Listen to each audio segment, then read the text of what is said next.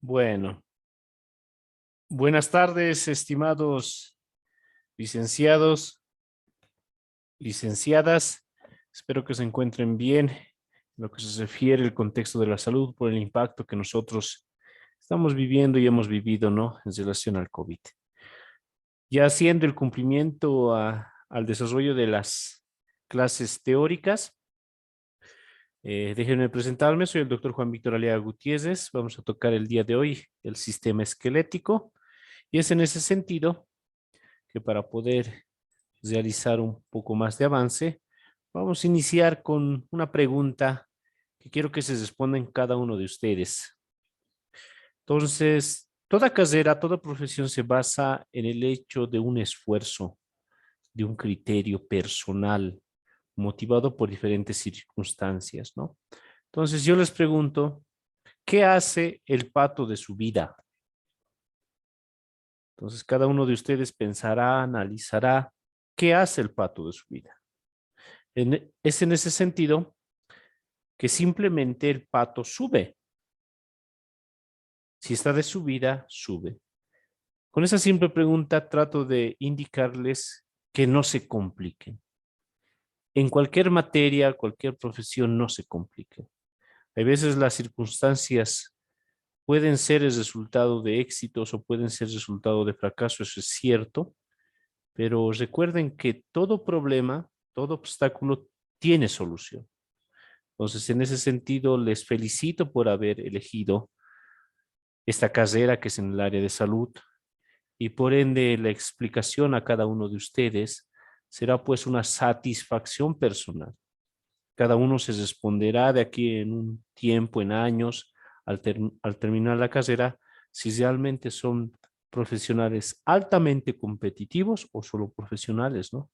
Entonces tenemos que ser diferente al mundo. Eso es lo que siempre nosotros exhortamos a cada uno de nuestros estudiantes.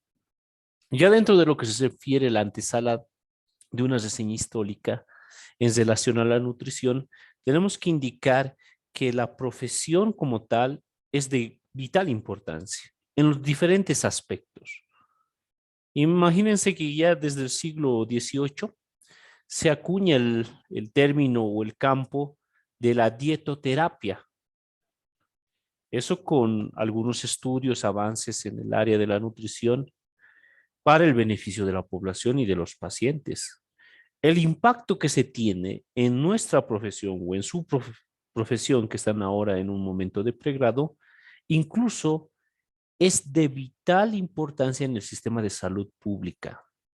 Ya la Organización Mundial de la Salud, es decir, la OMS, y la Organización Panamericana de la Salud, es decir, la OPS, dan y reconocen incluso a la nutrición como un impacto, como una ciencia en el contexto de salud pública. E incluso le da la denominación, la definición de nutrición comunitaria. Entonces será en base a estos diferentes aspectos ya científicos, ya dentro del abordaje de la profesión, que ustedes se están formando. Entonces, he ahí el compromiso personal de cada uno de ustedes que tiene que realizar en todas las materias durante todos los años que sea su instancia en la formación de pregrado. Ya en el tema 1 se tocó las directrices que llevan la terminología que nosotros aplicamos en salud, ¿no? Es una terminología en la materia anatómica. Entonces, según esta terminología, que es un lenguaje técnico que tienen que conocer ustedes para poder desenvolverse en los diferentes establecimientos de salud donde ustedes van a ir a trabajar o ejercer, entonces viene un detalle muy importante en lo que conlleva el sistema óseo, por ejemplo. Entonces, cada una de estas estructuras anatómicas tiene una denominación, un nombre, a la cual ya dentro del contexto de esta reseña histórica, nos indican que cada una de las estructuras anatómicas siempre se les ha relacionado con una semejanza en el diario vivir, ya sea por voces o raíces latinas o voces o raíces griegas. Y aquí podemos ver un detalle de todo el argumento que se refleja en esta reseña histórica que hasta en la actualidad aún se practica. Por ejemplo, si nosotros estamos dentro ya de la región de cráneo, la región facial, cuando nosotros hablemos del sistema óseo que compone esta región, serán pues los huesos de la cara. Y en este sentido, estarán compuestos por un maxilar que viene de la voz latina maxilla quijada. Eso es lo que nos dice la historia, ¿no? Otro ejemplo, por ejemplo, cuando estamos ya a nivel de la descripción de los miembros apendiculares inferiores, detallaremos el nombre de los esqueletos de las diferentes regiones que componen este segmento. Por ejemplo, fémur, que viene de la palabra o de la raíz latina, o del latín, mejor dicho, fémur o muslo. Entonces, cada una de estas denominaciones tienen su origen y cada uno de ustedes tienen que conocerlo, ¿no? De hoy en adelante, vuelvo a decir, ustedes ya pertenecen a un grupo selecto de profesionales, a un grupo selecto de estudiantes de pregrado, que son los estudiantes del área de salud. Entonces aquí tenemos el detalle de cada una de las conformaciones de las estructuras de las piezas anatómicas en cada uno de los segmentos o regiones grandes que se definen a nivel del cuerpo humano. Cuando nosotros hablamos del sistema óseo, indicamos un sistema que tiene la característica de ser el sostén corporal y que además dentro de su conformación o estructura anatómica estará determinado por tejidos conectivos especializados. Estos tejidos especializados son los que se denominan huesos y cartílagos. Entonces, dentro de la didáctica del estudio anatómico, a nivel del ser humano, se pueden describir, distinguir un endoesqueleto en el detalle osteocartilaginoso y membranoso, haciendo alusión a estos tejidos especializados. Vemos aquí, dentro de lo que ya nos interesa conocer, algunas de las funciones que están involucradas en el sistema esquelético.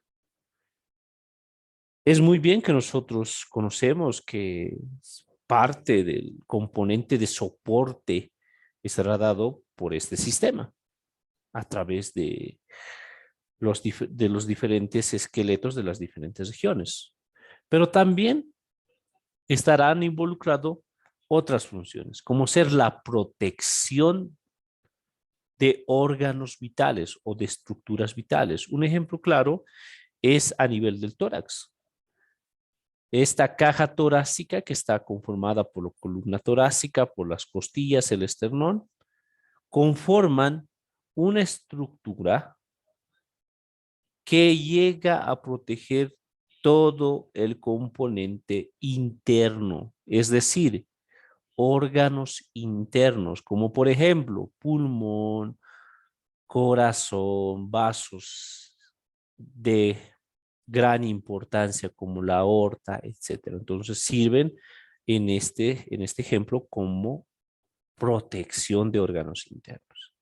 Y además que a través con la función interrelacionada con el componente muscular llega a determinar los movimientos, ¿no? Y vemos aquí en el gráfico que evidentemente este sistema óseo o esquelético, en base a las contracciones de los diferentes grupos musculares, se puede realizar y se concreta la función del movimiento. Pero también dentro del sistema esquelético estará la función de almacenamiento, involucradas en el contexto importante de la homeostasis o homeostasia del organismo, que viene a interpretarse dentro de las reacciones tanto intracelulares y extracelulares a nivel bioquímico, moleculares, etcétera, en una fase de equilibrio. Un ejemplo claro es la concentración de calcio en nuestro organismo. Entonces el sistema esquelético o las piezas óseas estarán involucradas en esta función de almacenamiento. Y que además, dentro del detalle, estará la producción celular, a la cual nosotros denominamos hematopoiesis, ¿no? Lo cual se llega a definir como una formación de las células sanguíneas, el cual llega a ser un proceso muy dinámico y de vital importancia, incluso relacionado a lo que ustedes van a ir eh, leyendo, analizando, estudiando en los diferentes libros de anatomía con el nombre de médula ósea roja. Entonces tenemos aquí ya funciones. Y vuelvo a recalcar: soporte, protección, movimiento, almacenamiento y la producción de células sanguíneas, es decir, la hematopoiesis. Cuando hablamos nosotros ya del componente de los tejidos que conforman este sistema, hablaremos por un lado por el componente de los huesos y también de los cartílagos. En este último detalle de los cartílagos, estos son superficies que vienen a desenvolverse o a extenderse en las regiones articulares, estos cartílagos. Y que además se distinguen tres tipos de cartílagos: cartílago hialino, fibroso y elástico. Si nosotros hacemos una apreciación de este contexto a nivel de una visión microscópica, vemos las diferencias de estos cartílagos elásticos, ¿no? Además del componente a nivel de las fibras elásticas y de las fibras de colágenos existentes.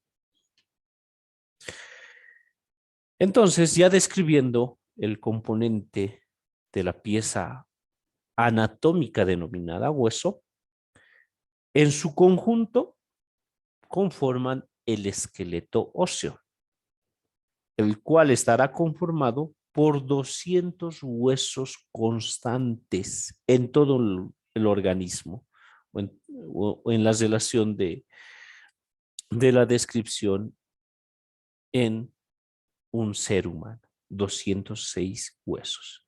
Entre ellos, 200 huesos que vienen a ser a nivel de las diferentes regiones y 6 que vienen a conformar los huesecillos del oído, haciendo un total de 206 huesos. Además de ello, para una descripción de todas las regiones y componentes de este segmento, se divide el esqueleto óseo en dos secciones, en dos elementos, a las cuales se denominan esqueleto axial o esqueleto apendicular. ¿A qué se refiere estos dos segmentos o divisiones? Podemos ver aquí en el gráfico, en la imagen, un segmento del esqueleto óseo de color verde, ¿no?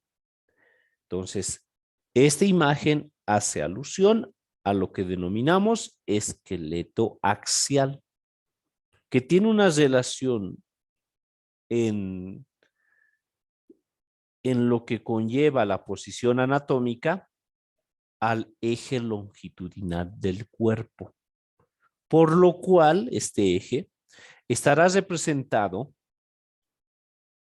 por el esqueleto del cráneo, la columna vertebral, las costillas y el esternón. En la siguiente imagen podemos ver, ya de otra coloración, casi de coloración celeste, la cual representa el esqueleto apendicular, que en su mayor extensión o en su mayor conformación estará dada por los miembros apendiculares superiores y los miembros apendiculares inferiores. Algo más que se detalla en este segmento es la presencia de la unión entre el esqueleto axial y el esqueleto apendicular a través de las cinturas, ya sea a nivel superior de la cintura pectoral, de la cintura subescapular, que hace alusión a la región del hombro. Y a nivel de los miembros apendiculares estará realizada a través de la cintura pélvica, es decir, la pelvis, con la conformación de los diferentes componentes del hueso coxal, ¿no? Que es a este nivel. En lo que conlleva la estructura interna del hueso, que es una de las importancias que conlleva también las funciones de este segmento, es detallar la diferenciación entre la estructura que es a través del hueso compacto frente al hueso esponjoso. Este último, si ustedes pueden ver aquí, pueden apreciar la presencia de espacios, que es de vital importancia dentro de lo que da la conformación, si valdría el término, de ser resistente, uno, de ser más denso o no, o ser más liviano o no en la estructura del hueso. Frente al otro componente, que es el hueso compacto, que es mucho más denso. Que en este último dibujo donde estoy señalando, como podrán ver, no existe esta presencia de espacios, de trabéculas denominadas, ¿no? Entonces, en este sentido, nosotros podemos ver aquí, en este gráfico de aquí arriba, en una sección donde se aprecia de manera interna el componente del hueso, la cavidad medular. Podemos ver los diferentes componentes a nivel de la comparación de un hueso largo. Y en este otra imagen, podemos ver la presencia de espacios trabeculares a través de lo que se conforma el componente de un hueso plano, por ejemplo. ¿Cuál es la importancia de saber esta comparación de la estructura interna del hueso? Dentro de la descripción, incluso de la síntesis de la formación de nuevo tejido óseo, vienen a ser las diferencias que conlleva cada uno de ellos. Por inicio, para que entiendan mejor, toda pieza ósea, es decir, todo hueso, tiene un importante porcentaje de aporte sanguíneo. Es decir, está realmente muy vascularizado. Esa es la característica importante fisiológica del tejido óseo, que está muy vascularizado. Y en lo que conlleva la representación de las diferentes referencias bibliográficas, ACLAS, etcétera, ustedes van a ver siempre el sistema vascular representado por color rojo y azul, haciendo alusión en el orden siguiente de arteria y vena. Entonces podemos saber en una sección para poder entender el componente de mayor irrigación en este segmento, que evidentemente existen muchos vasos sanguíneos distribuidos en el interior del hueso. Este es el ejemplo de un hueso largo. Entonces vemos que evidentemente llega a través de la arteria nutricia desde el área concéntrica, que en este corte podemos verlo, área concéntrica, y se distribuye en todo el segmento interno del hueso. Es en ese sentido que una vez teniendo ese canal central, es decir, por donde pasa tanto vaso sanguíneo, vena, incluso el paquete vasculonervioso, los vasos linfáticos conforman canalículos.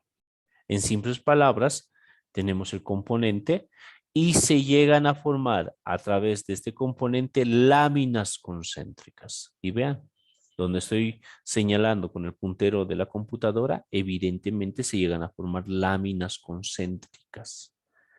Y eso se llega a denominar un sistema importante un sistema que se lo conoce como ostionas o sistemas de Haber.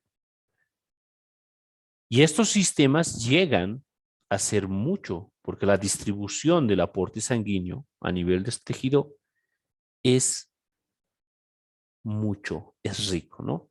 Entonces vemos que evidentemente se van conformando la osteona y se van distribuyendo en todo el la extensión del hueso.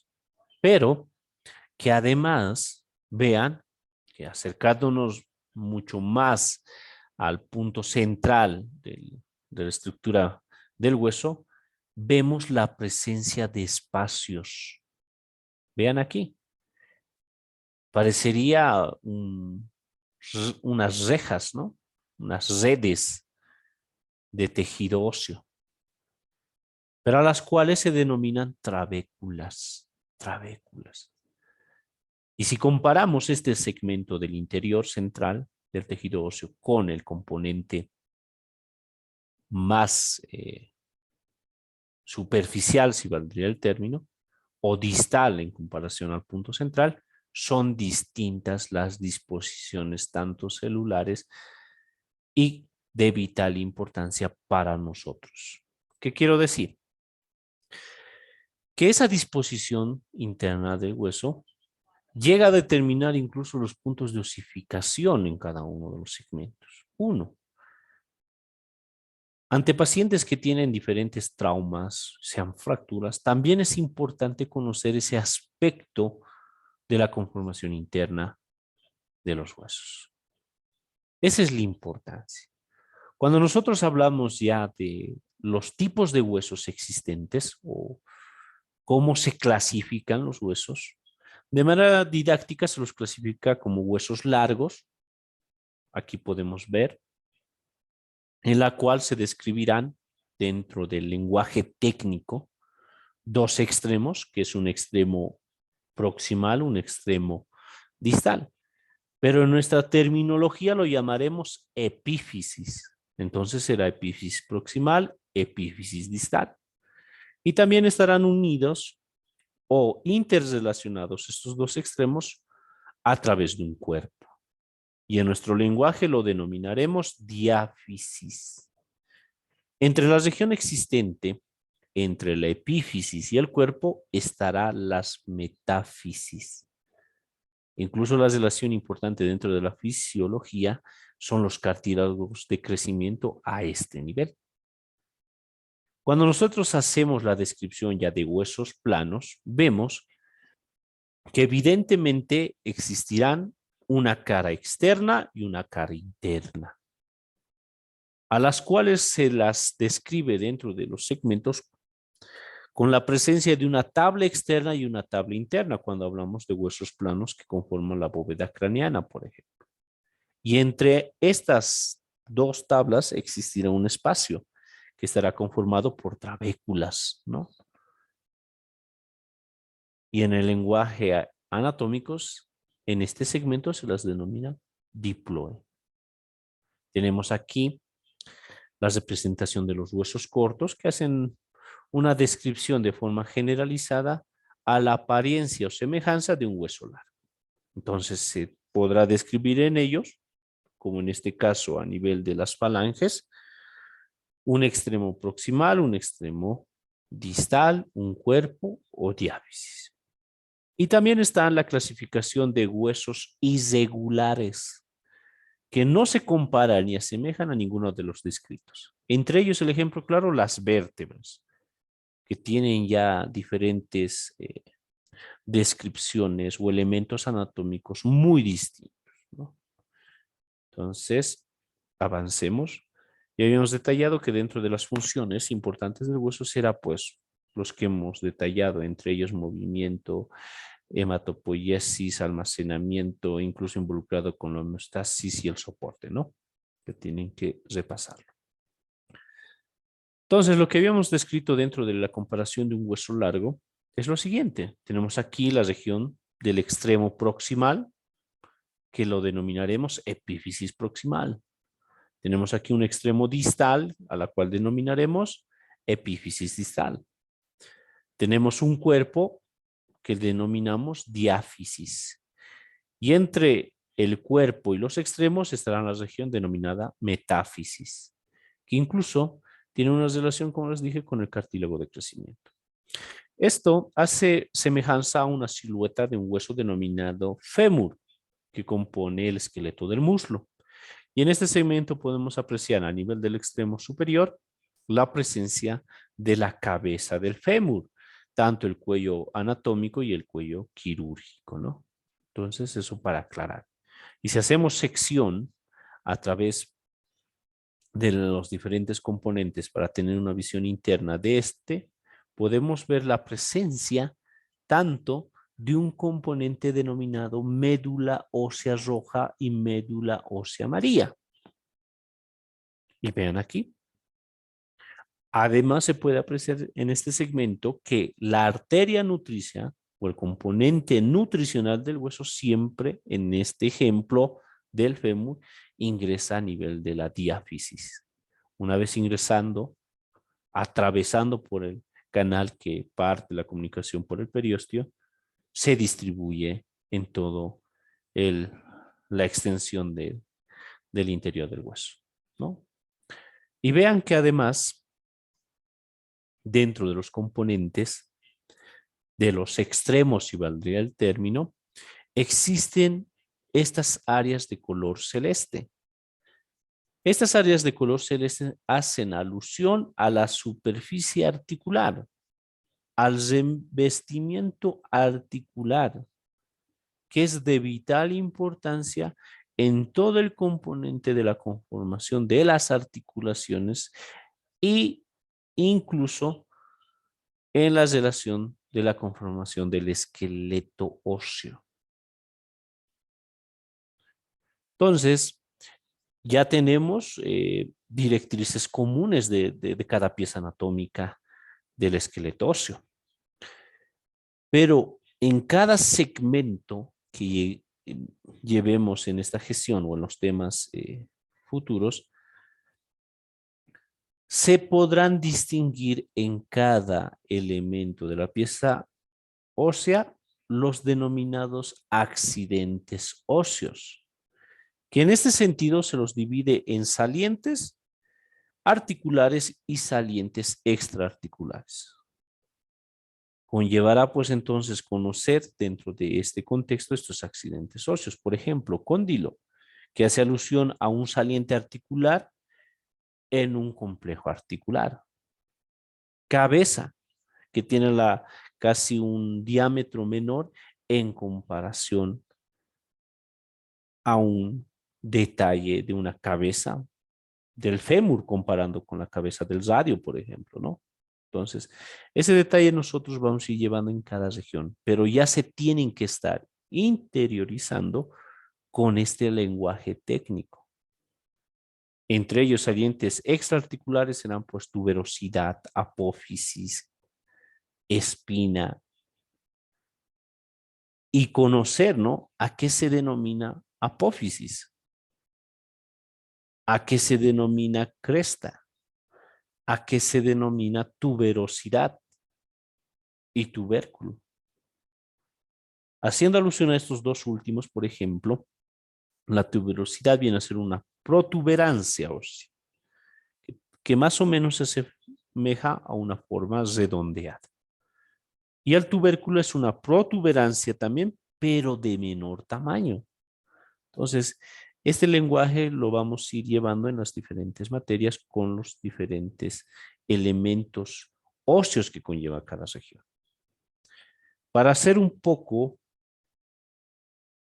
de las puntuaciones a nivel de la conformación o la formación de tejido óseo nuevo o de tejido óseo, es el siguiente componente a nivel celular. ¿Qué quiere decir?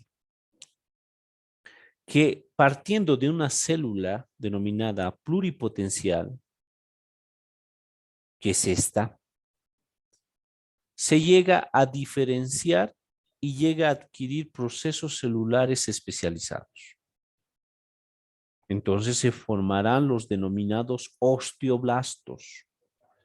Y estos osteoblastos, que son células joven, conformarán las diferentes láminas del tejido óseo alrededor de un vaso sanguíneo. Entonces estarán involucradas dentro de esta formación de la matriz ósea orgánica y a través de un proceso denominado mineralización.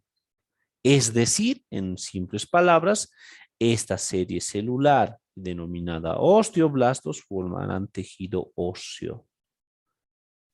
Y a través de los procesos celulares que van a ir adquiriendo, se van a ir diferenciando en esto que se denomina célula madura o también llamado osteocitos.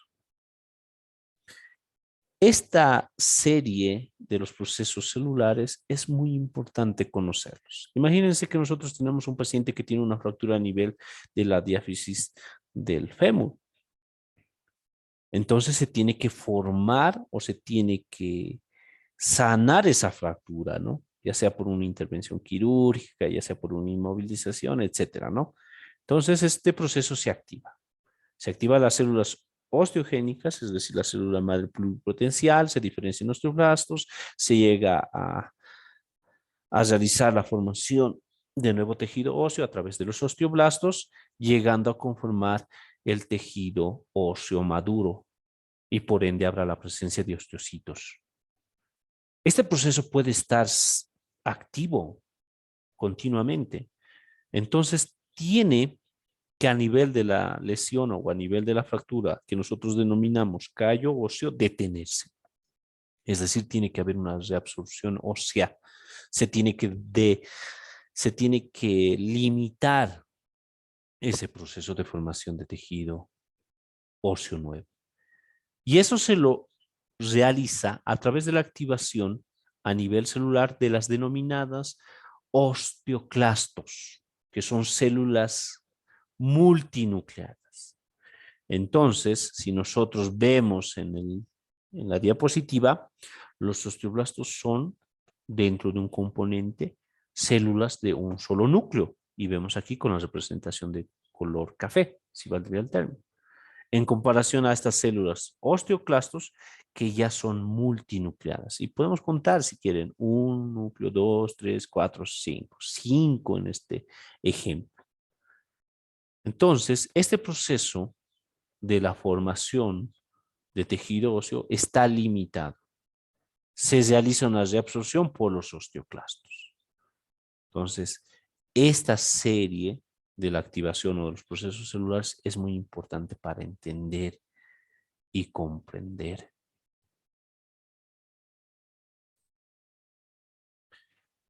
Algo también que nos atañe dentro de los componentes de elementos anatómicos especializados está el proceso de osificación.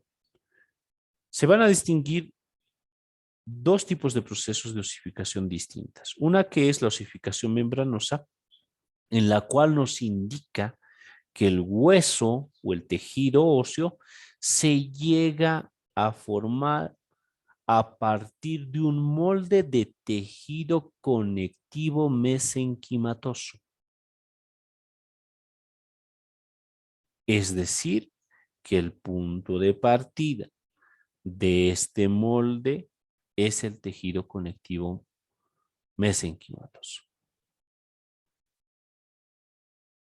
En lo que conllevará el ejemplo será pues los huesos que conforman la bóveda craneana, ¿no? En comparación a la otra osificación a la cual se denomina condral. Esta osificación condral tiene como punto de partida un esbozo de tejido cartilaginoso. Entonces podremos distinguir en este tipo de osificación una osificación pericondral y una osificación endocondral. Entonces, aquí vienen diferencias. Uno que parte como molde o esbozo inicial para la formación del tejido óseo, tejido cartilaginoso.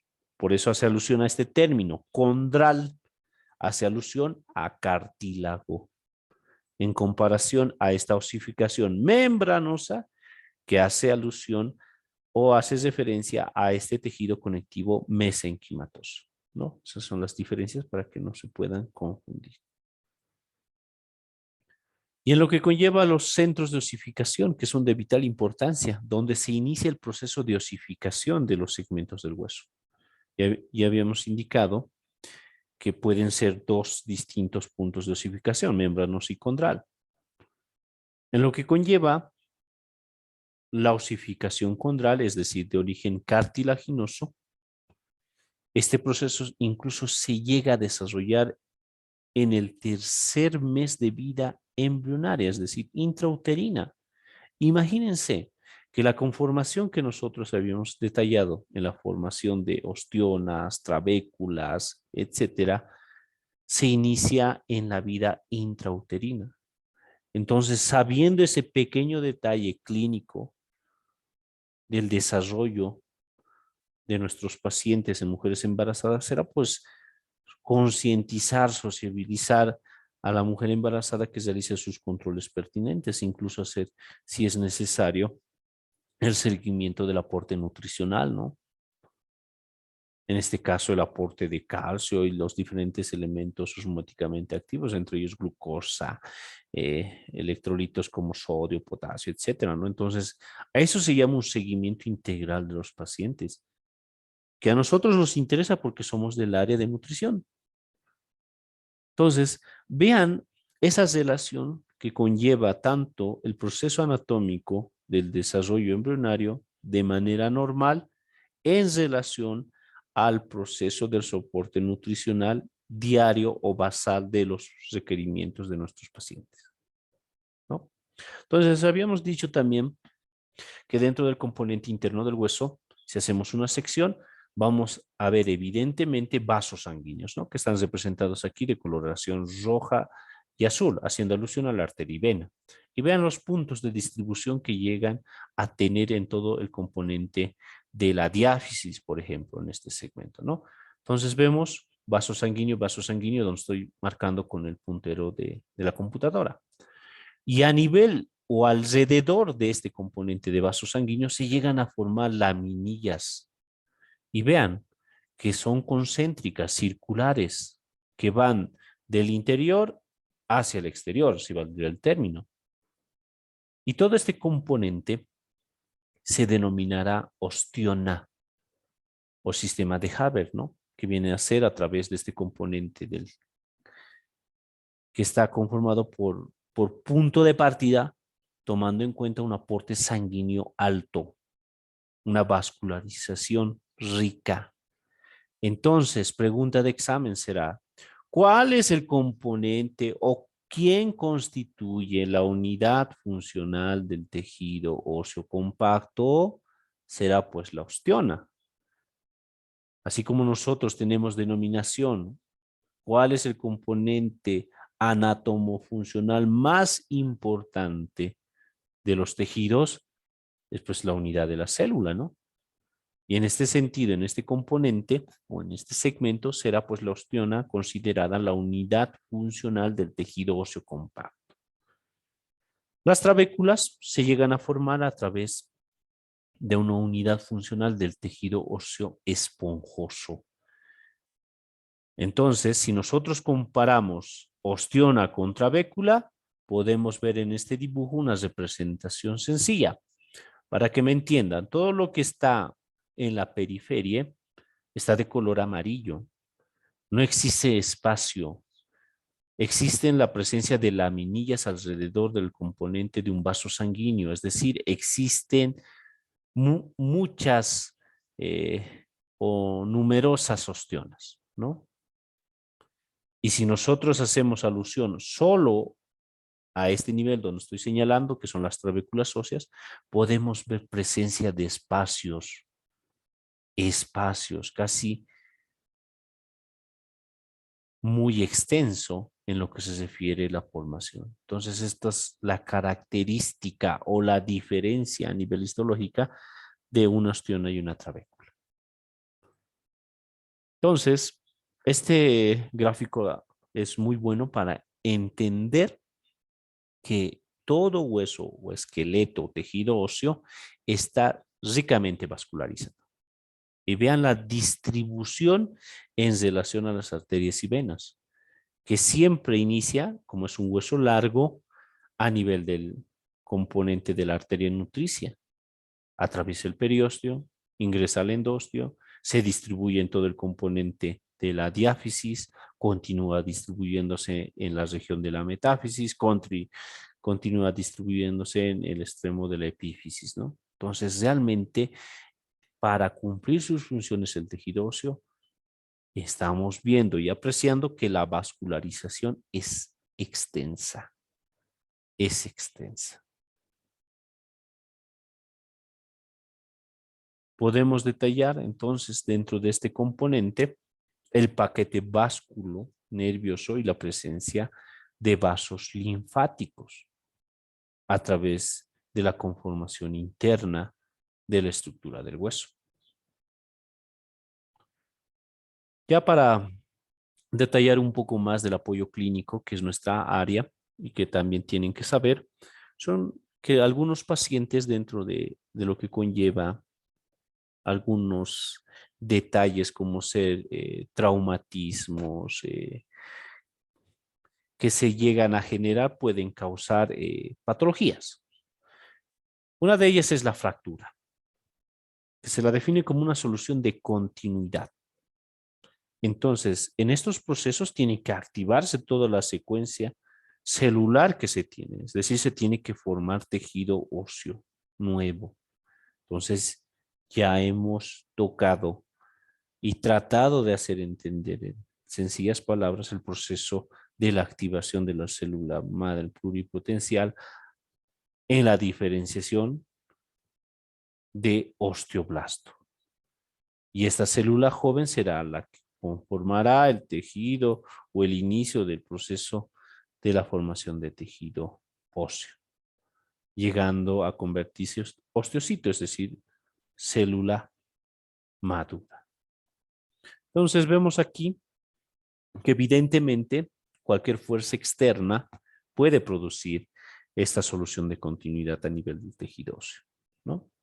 Entonces vemos aquí que evidentemente como respuesta ante esta agresión o lesión o compromiso estructural, lo primero que se llega a formar o como a manera de respuesta es la formación de un hematoma.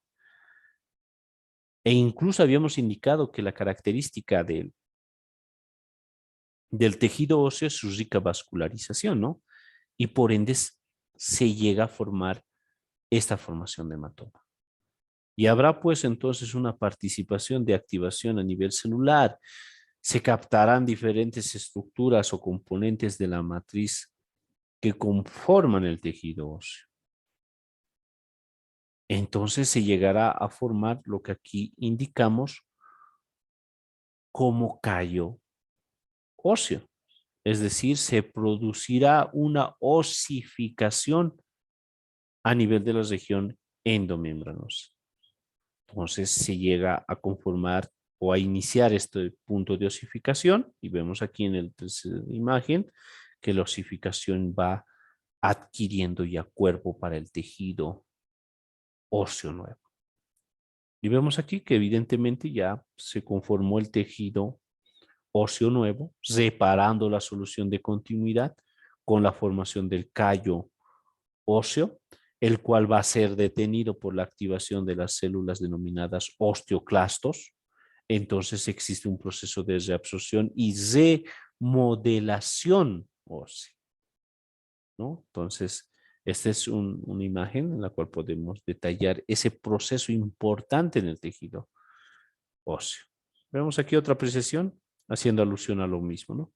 Esto ya es un corte para ver la característica de la conformación del aporte sanguíneo, etcétera, ¿no? Que es casi lo mismo. Tenemos aquí otra patología que viene a ser la osificación de manera patológica en algunas regiones. Entre ellas, incluso los tejidos blandos pueden llegar a osificarse. No es muy común dentro del perfil epidemiológico, pero realmente si existiera ese estímulo en una región determinada, como por ejemplo a nivel del tejido muscular, en la región del muslo, en la región que conlleva una fuerza externa muy constante o exagerada, entonces puede llegar a osificarse estos tejidos blandos, ¿no? Una profesión que está relacionada a esto son los jinetes, son aquellos que practican ese deporte de manera profesional, ¿no? Entonces vemos aquí que evidentemente existe ese proceso de osificación. Son radiografías, ¿no? También tenemos aquí una calcificación ectópica. ¿Qué quiere decir? Que el proceso de osificación que se ha tenido y que sucede ante un daño o una lesión o en el ejemplo una fractura puede deberse también a otras enfermedades. Y puede ser múltiple, es decir, puede dispersarse, ya serán pues patologías que están relacionadas a manera congénita, ¿no? Y vemos aquí, evidentemente, en una radiografía que existen puntos de osificación en casi toda la región. Es una radiografía de pelvis. Y vean cómo en el componente de tejido blando se llega a osificar. En la radiografía nosotros vemos de color blanco, lo que están viendo de color blanco, ¿no? Entonces, eso es muy importante, conocer y entender, ¿no?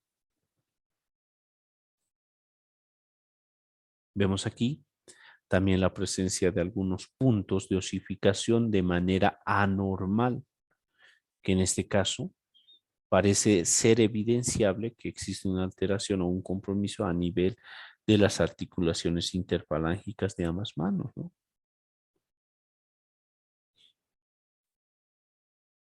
También una de las patologías relacionadas ya al proceso de envejecimiento es la osteoporosis,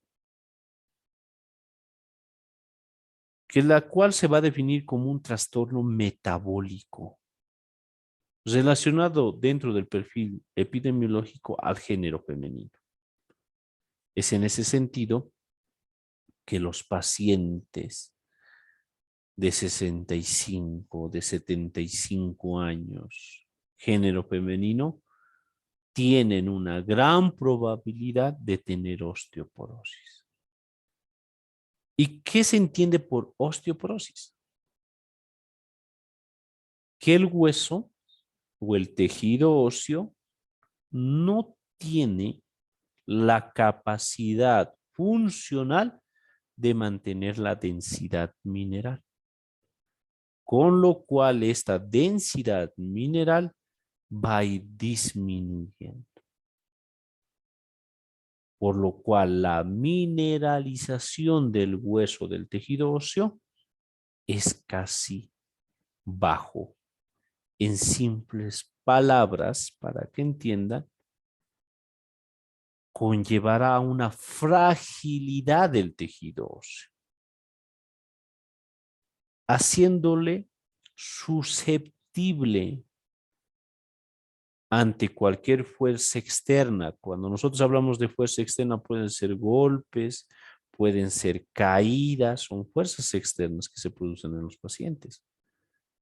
Y al tener tejido óseo delicado, frágil, se pueden producir fracturas. Aquellos que tienen familiares adultos mayores del género femenino, se les tiene que concientizar, indicando que la valoración ya fisiológica del mantenimiento de la homeostasis de la matriz ósea es disminuida. ¿Qué quiere decir?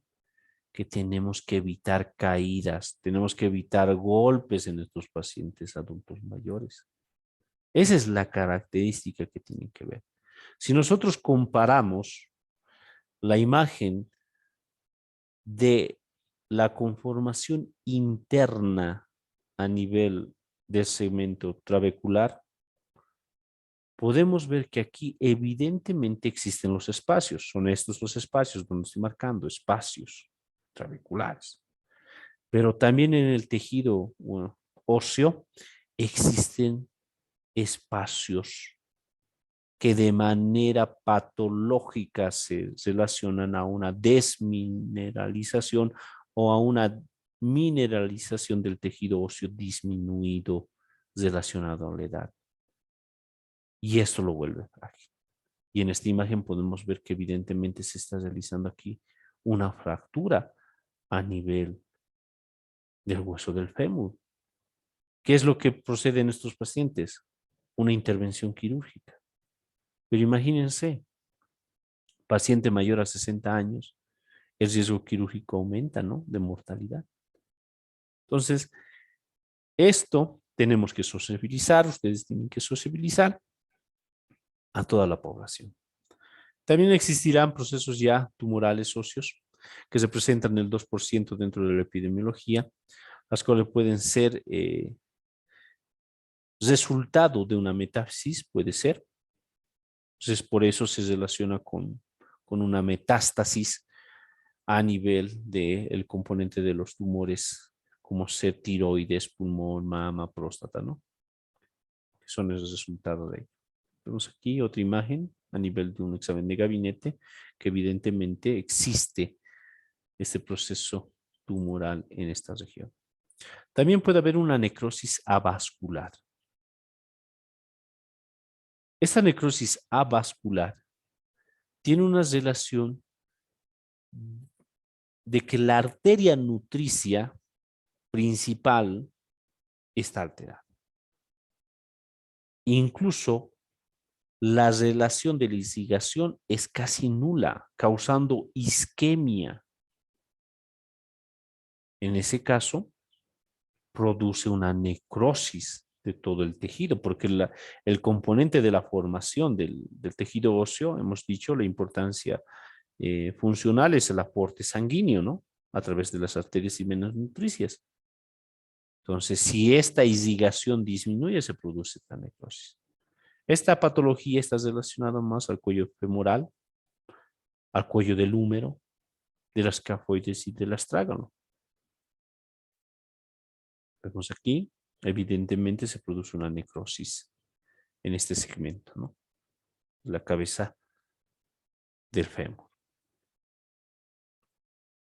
Bueno, hasta ahí.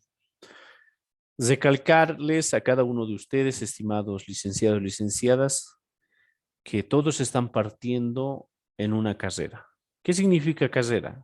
Que todos dentro del contexto de la autoformación, de la motivación, de la dedicación, del estudio de pregrado, dependerá el resultado. ¿Por qué se llama carrera? Todos parten el mismo día, en la misma hora, con las mismas condiciones, y serán pocos los que lleguen a la meta, o serán muchos los que llegan a la meta. ¿Qué quiero decir? Que se esfuercen, que realmente traten de distribuir su tiempo para ser profesionales exitosos. Termino con esta frase, ¿no? Sé consciente de lo que tu cuerpo hace cada día. Este es el instrumento de tu vida, no un adorno para satisfacer a los demás. Entonces, crean entre ustedes como estudiantes del área de salud competencias sanas. Dicho esto, que tengan una bonita jornada. Siempre Dios les bendiga y les cuide. Y siempre dentro de este marco de respeto, indicar su esfuerzo de cada uno de ustedes. Que tengan una bonita jornada. Hasta la próxima, estimados licenciados y licenciadas. Hasta luego.